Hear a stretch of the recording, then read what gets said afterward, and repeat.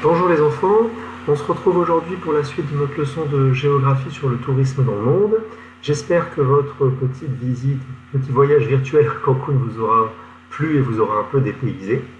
Donc l'idée aujourd'hui n'est pas de recommencer, de corriger le travail que vous avez fait sur Cancun, mais plutôt de s'appuyer sur ce travail pour continuer et noter la leçon dans le cahier. Donc c'est pour ça que vous allez avoir besoin de votre cahier, de votre règle, de votre trousse et de vos crayons de couleur pour pouvoir suivre cette séance d'aujourd'hui. Donc allez, c'est parti, on y va. Donc je vous rappelle qu'on est en train d'étudier le tourisme dans le monde, c'est-à-dire le déplacement de personnes qui quittent leur lieu de vie quotidien pour des durées d'au moins 24 heures pour des raisons de loisirs. Ça, c'est ce qu'on va appeler la définition du tourisme. Et donc j'aimerais, comme première question, que vous réfléchissiez au lieu du tourisme, c'est-à-dire que vous y trouvez dans quel type d'espace géographique on va pouvoir, ou de territoire géographique, on va pouvoir pratiquer le tourisme. Mettez la vidéo sur pause et essayez de trouver la réponse à cette question.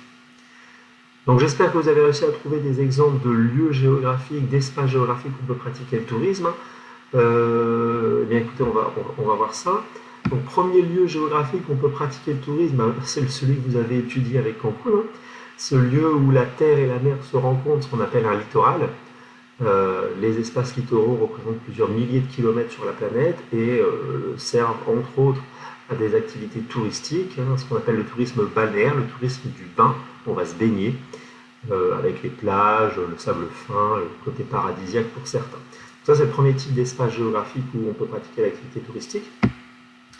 Deuxième type d'espace géographique où l'activité touristique peut se pratiquer, eh bien, regardez en France par exemple, c'est valable aux États-Unis, c'est valable dans plein de pays.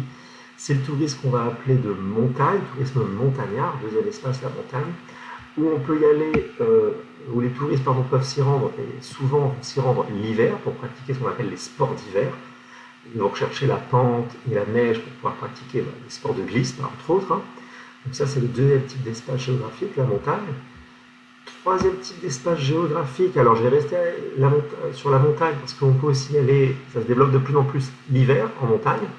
En lien, je vais la mettre avec les espaces ruraux, la campagne, les forêts, où on va pratiquer ce qu'on appelle un tourisme vert, un tourisme orienté vers la nature, en faisant des randonnées, des marches, des balades en forêt, par exemple. Donc ça, c'est le troisième type d'espace touristique. Quatrième type d'espace où le tourisme peut se pratiquer, cette fois-ci, on va se rendre en Belgique, dans la ville de Bruges, par exemple, mais j'aurais pu prendre plein d'autres villes sur la planète. Vous avez ici le tourisme qu'on va appeler le tourisme urbain, dans des espaces urbains. On appelle aussi le city trip, c'est-à-dire l'idée d'aller se déplacer dans une ville pour aller visiter la ville, visiter ses musées, son architecture, les bâtiments emblématiques d'une ville.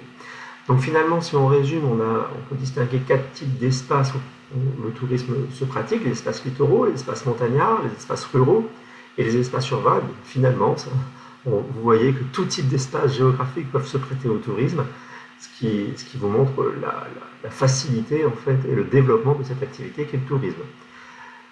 Donc moi, ce que je vous propose, c'est de noter tout ça dans votre cahier. Donc voici, vous allez pouvoir ouvrir votre cahier à la page de la leçon de la fois précédente. Vous allez commencer par préparer votre cahier, c'est-à-dire le diviser en 3 parties. Donc on va le diviser en 3 parties de manière un peu différente. C'est un élève de 6e qui a donné cette idée, c'est plus pratique. Vous voyez, en 3 parties de cette manière-là, ça vous fait des parties plus claires, plus nettes. Première partie, deuxième partie, troisième partie. Et vous choisissez la partie que vous voulez pour pouvoir noter la leçon qu'on va commencer aujourd'hui. Donc on y va. Donc l'idée, vous avez l'habitude, branche, crayon de couleur, je pense que pour vous c'est bon maintenant. Donc l'idée, c'est donc de noter ce qu'on vient de voir aujourd'hui, qu'il existe plusieurs espaces géographiques où se pratique le tourisme. Voilà, première étiquette. Vous pouvez le souligner en rouge. Il existe plusieurs espaces géographiques où se pratique le tourisme. Donc au niveau de l'organisation, après cette branche, on en fera 4 branches et une accolade. On aura terminé la première partie de la leçon. Donc premier type d'espace géographique, les espaces littoraux. noter la définition, hein. Donc c'est ce qu'on appelle les territoires de contact entre la mer ou l'océan et la terre.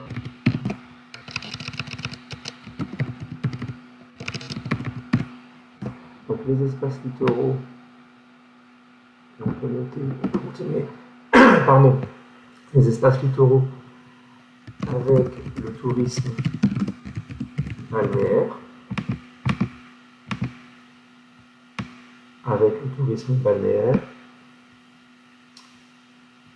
entre parenthèses, la pratique, pour expliquer ce que signifie balnéaire, la pratique du bain. Donc les espaces littoraux avec le tourisme balnéaire, où les touristes recherchent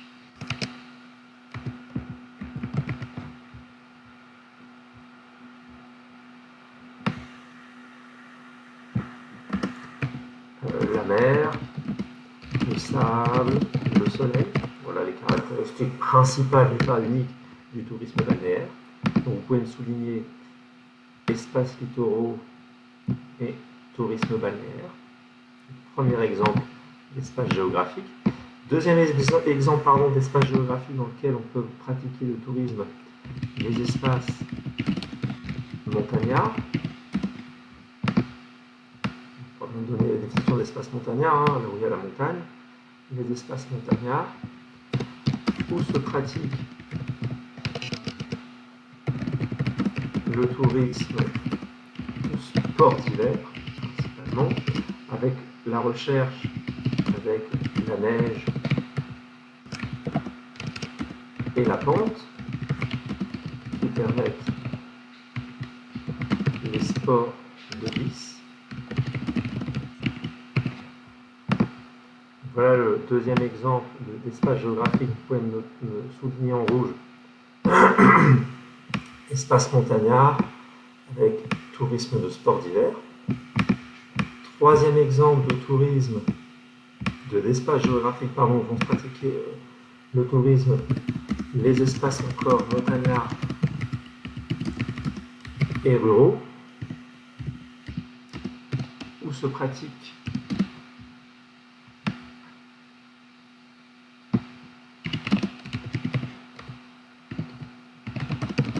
le tourisme vert,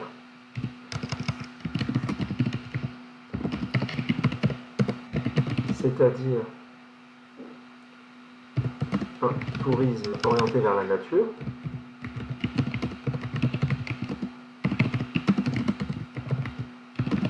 et le respect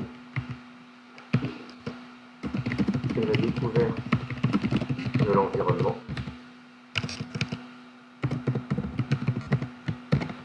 Donc voilà, deuxième type d'espace, espace montagnard et espace ruraux.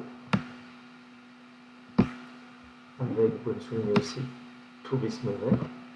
Enfin, dernier type d'espace touristique, de lieux où se pratique le tourisme, les espaces urbains, avec la découverte d'une ville. C'est ce que l'on appelle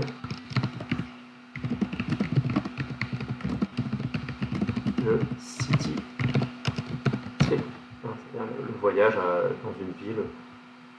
Trip, c'est un voyage, un saut, et city pour ville. Donc, vous pouvez me souligner city trip et espace urbain. Donc voilà donc pour les différents types d'espaces. Comme je vous l'avais dit, on va faire à partir de tout ça une accolade tout le long et on en aura terminé pour cette première partie de notre leçon. Donc moi je prolonge une branche, mais vous faites bien attention, vous faites bien une accolade. Ne vous trompez pas. Donc finalement, quel que soit le lieu, l'espace géographique où on va pratiquer le tourisme, l'une des constantes, l'une des choses qu'on va trouver, que vous avez découvert à Cancun, c'est qu'il faut absolument qu'il y ait un grand nombre d'aménagements, d'infrastructures pour permettre à ces lieux, à ces territoires d'accueillir tous les touristes. Alors ça va être des hôtels, ça va être des plages qu'il faut aménager, ça va être des restaurants, ça va être des moyens de transport, ça va être des remontées mécaniques pour les sports d'hiver, ça va être des chemins de randonnée pour les sports, pour le tourisme vert, ça va être des lieux de visite, par exemple dans les villes, mais aussi dans le tourisme balnéaire, il peut y avoir des choses à visiter, donc il faut organiser tout ça. Et bien tout ça, ce qu'on appelle en fait des aménagements. Il va falloir toute une série d'aménagements pour pouvoir accueillir tous les touristes. Donc c'est ce qu'on va noter au long de cette grande accolade. Quel que soit l'espace géographique où le tourisme se pratique, cela nécessite de nombreux aménagements et la construction d'infrastructures pour accueillir les touristes, comme par exemple des hôtels, des restaurants,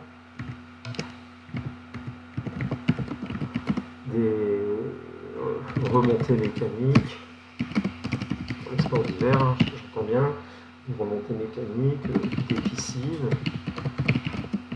des lieux de pratiques sportives, des transports, on va en mettre plein, l'idée c'est de mettre quelques exemples, etc. Forcément, si on construit tout ça sur des espaces montagnards, des espaces littoraux, ça va avoir pour conséquence en fait d'abîmer, de détruire la nature, c'est ce qu'on appelle l'artificialisation du territoire, des espaces géographiques. Donc ces aménagements entraînent